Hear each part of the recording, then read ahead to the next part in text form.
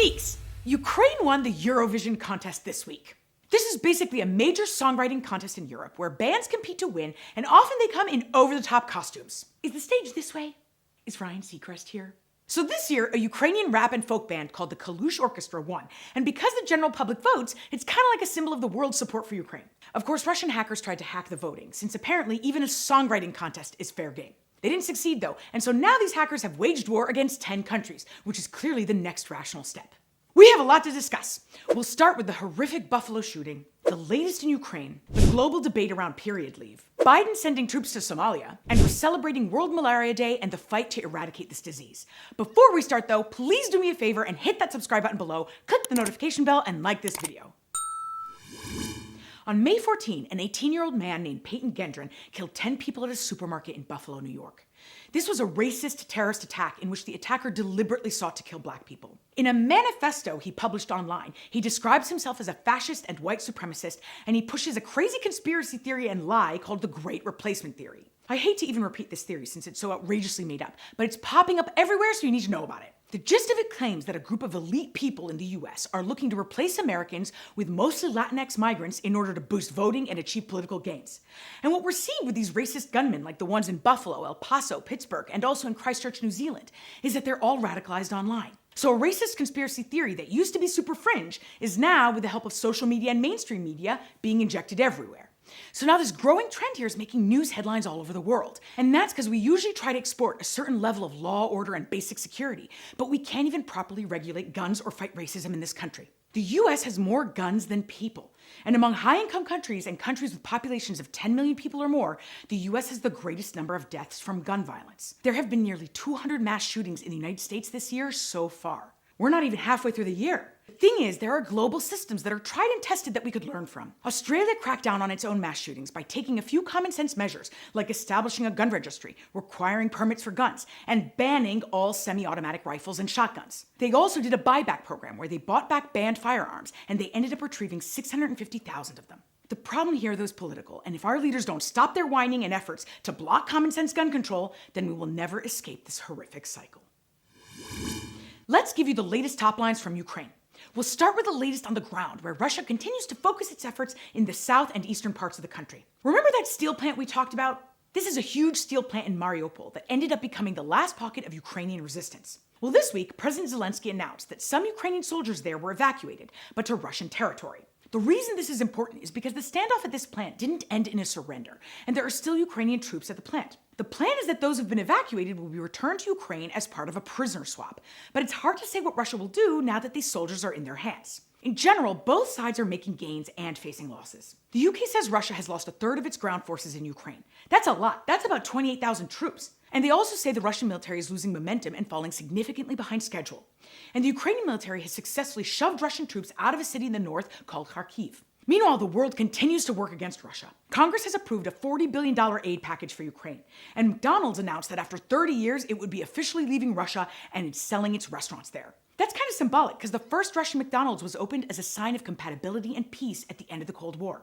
Finland and Sweden have officially put in their applications to become NATO members, and NATO said they would fast-track them in, but the Turkish government has said, wait, not so fast. It's a big deal that Finland and Sweden would even want to join NATO. Throughout the entire Cold War and after, they were partners, but didn't want to officially be part of the alliance because they just didn't want to align themselves officially with anyone. But Finland also shares an 830-mile border with Russia, and so Russia's invasion of Ukraine basically changed everything overnight. Now they want in, and they want in fast. Any application for NATO membership requires the consensus of all the member states, so that's going to include Turkey. And they say they won't support it unless their demands are met, of course. Turkey's President Erdogan accuses the two countries of harboring members of the PKK, which is a Kurdish terrorist organization, and he says they're not responding to extradition requests. But the fact is, this isn't the first time Turkey has objected to new members, and it has often used its position in NATO to extract concessions from other states.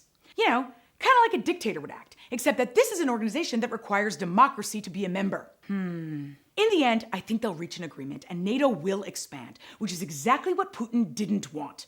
And that means I would expect a very bumpy road between the West and Russia for the foreseeable future.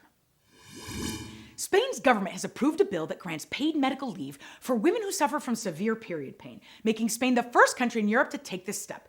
And the thing that's fascinating is that the public discourse here over period leave is intense, and meanwhile, it's not even close to happening. I mean, we have no legally mandated paid maternity leave, and our Supreme Court is literally about to overturn abortion rights. So can you imagine if these guys started talking about women's cramps? Believe it or not, a handful of countries already have period leave, including Japan, South Korea, Indonesia, and Zambia. So I figured we'd bring the two sides of this argument to figure this thing out. All right, hello! Welcome to our game today, to leave or not to leave. Pro-period leave girl, you have the floor.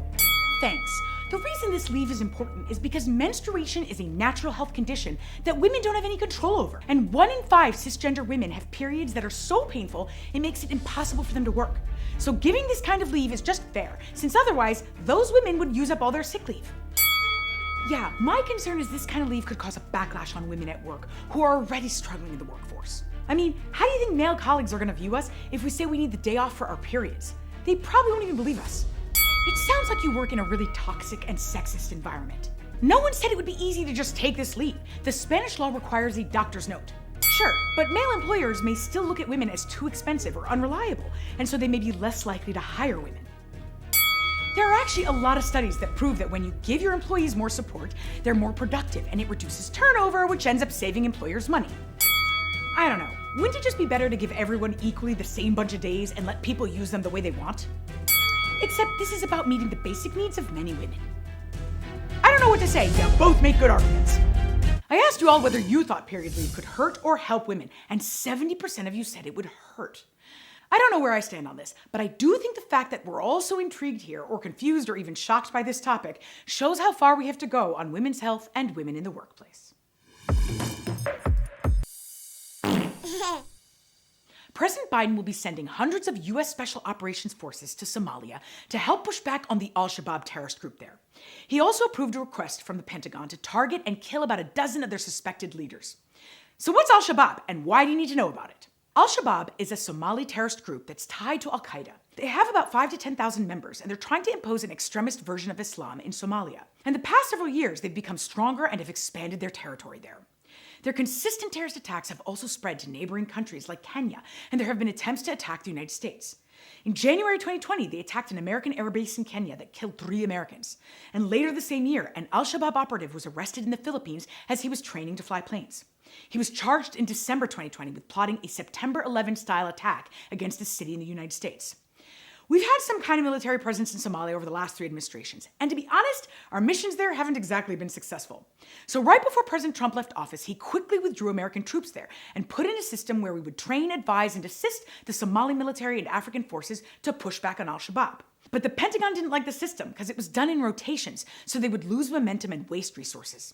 So Biden decided to redeploy troops there, which you would think is surprising given how strongly he felt about withdrawing from Afghanistan. But for Biden to agree to this, it means the White House sees 2 things. First, that the mission to undermine Al-Shabaab and their operations is likely achievable with minimal risk to our troops. And second, that the threat from Al-Shabaab is real and that it's in our national security interest to push back on them before they take more land or pursue terrorist attacks against us. The head of the Pentagon's Africa Command, General Stephen Townsend, explained that Al-Shabaab remains Al-Qaeda's largest, wealthiest, and most deadly affiliate, responsible for the deaths of thousands of innocents, including Americans. For that reason, Al-Shabaab is on my list this week.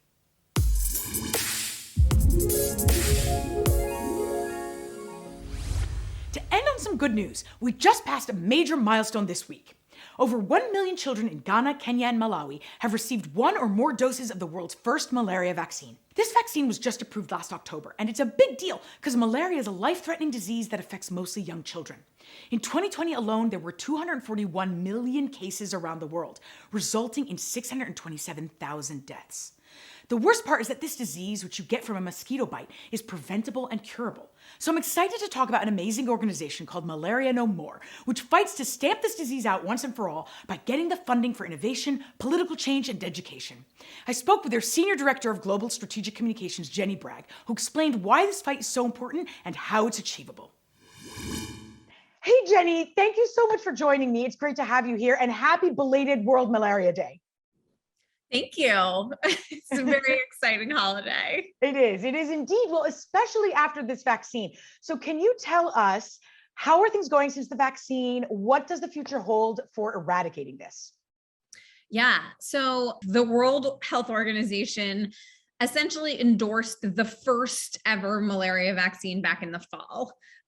It was really historic. This is groundbreaking stuff because malaria is the world's oldest and deadliest pandemic. But if you think about it, this vaccine is only about 30% effective. So the malaria vaccine, it's not a silver bullet. It needs to be used in combination with other tools that are on the market for malaria. So there are really highly effective tools on the market for malaria, and they've been used for years and years and years. So bed nets, anti-malarial drugs, those are things that are used now in combination with the vaccine so that the vaccine can do its job that much better. And it's really important to also remember that this vaccine was developed for kids under 5 years old. The burden of malaria is highest in kids under 5 in Africa and also in pregnant women. Right at this point in time, we're celebrating because 1 million kids in Ghana, in Kenya, and in Malawi have now gotten their first dose of the vaccine. So we're sort of at a pivotal moment to continue the fight, keep getting shots in arms for these kids. And can you just sum up for us super quickly, why is this something that everyone should care about? With the burden of COVID right now, we saw more kids die from malaria last year, meaning 2020, than we did in 2019. So ultimately, we're going backwards in the fight. We're not going forwards right now. And so we hope that with this new vaccine, we can put that trajectory back on track and figure out a way to save more lives. Got it. Thank you, especially for something so preventable. All right. Thank you so much, Jenny. It was great having you. I appreciate the insight. It was nice to be here. For more information or to help these guys out, visit malarianomore.org. Thanks, Geeks. Before I let you return to your normal life, I thought I'd let you know that birds are literally falling from the sky in India because of the heat. And yes, they're real birds. India and Pakistan are going through a horrific heat wave with temperatures reaching 122 degrees Fahrenheit. It dried up so much water that birds are so dehydrated they're falling from the sky. And experts say this heat has been made 100 times more likely because of human-caused climate change. So this is your friendly PSA to reduce your carbon footprint while our political officials continue to debate whether one exists. Before you go, please like this video, click the subscribe button and the notification bell. And if you have something you want me to talk about, reach out to me over social media and I will definitely give you a shout out. Stay fabulous, Geeks.